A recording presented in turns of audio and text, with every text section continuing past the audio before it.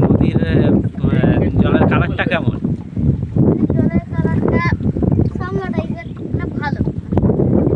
পরিষ্কার পরিচ্ছন্ন নাকি?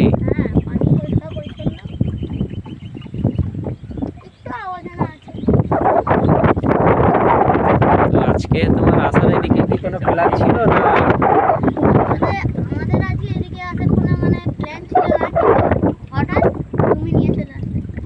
আচ্ছা,